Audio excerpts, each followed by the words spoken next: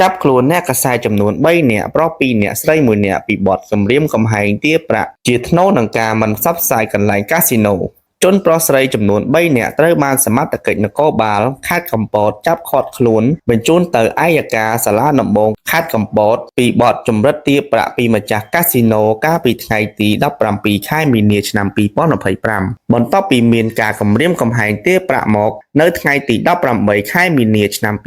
2025សមត្ថកិច្ចបានទទួលពាក្យបណ្ដឹងពីឈ្មោះញឹបវ៉ាន់ឈុនភេទប្រុសអាយុ46ឆ្នាំទីលំនៅសពថ្ងៃភូមិលោកឃុំឫស្សីខាងលិចស្រុកកំពង់ត្រាចខេត្តកំពតដែលជាតំណាងកាស៊ីណូបានប្តឹងចោទចាងវាងសារព័ត៌មានកំពត Daily ពីបទគំរាមទារប្រាក់នៅចំណុចកាស៊ីណូមួយកន្លែងស្ថិតក្នុងភូមិលោកឃុំឫស្សីស្រុកខាងលិចស្រុកកំពង់ត្រឡាចខេត្តកំពតនៅចំណុចកាស៊ីណូមួយកន្លែងស្ថិតក្នុងភូមិលោកឃុំឫស្សីស្រុកខាងលិចស្រុកកំពង់ត្រឡាចខេត្តកំពតកាលពីថ្ងៃទី17ខែមីនាឆ្នាំ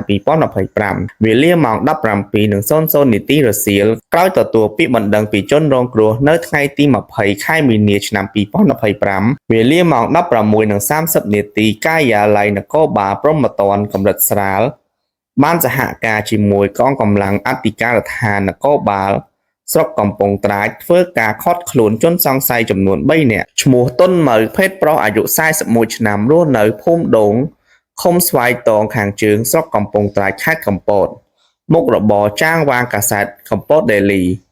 ឈ្មោះធីសុផលភេទស្រីអាយុ35ឆ្នាំស្នាក់នៅភូមិប៉ោងសំរងឃុំតាពួនស្រុកថ្មគោលខេត្តបាត់ដំបងមុខរបរចាងវាងកាសែតអធិរាជសំឡេងចៅកំសត់ឈ្មោះខ្មៅមិថុនាភេទប្រុសអាយុ28ឆ្នាំនៅភូមិសឃុំស្វាយតងខាងត្បូងស្រុកកំពង់ត្រាចខេត្តកំពតមុខរបរនិពន្ធនាយកកាសែតកំពត Daily ឃាត់ខ្លួននៅចំណុចកីឡាកាហ្វេឡៃគីស្ថិតក្នុងភូមិស្លាប់តាអានឃុំកំពង់ត្រាចខេត្តកំពតក្រោយឃាត់ខ្លួនជនសង្ស័យចំនួន3នាក់បានសារភាពថាពិតជាបានគំរាមទារប្រាក់ពីម្ចាស់ដើមបណ្ដឹងចំនួន$2,000ជាថ្នូរនឹងការមិនផ្សព្វផ្សាយបញ្ហាសម្រាមនិងកន្លែងបង្ហូរទឹករបស់កាស៊ីណូពិតប្រាកដមែនបច្ចុប្បន្នជនសង្ស័យទាំង3នាក់ត្រូវបានឃាត់ខ្លួនកសាងសំណុំរឿងបញ្ជូនទៅតាមនីតិវិធីខ្ញុំបាទច័ន្ទសេរីពីទីក្រុងប៉ារីសនៃប្រទេសបារាំង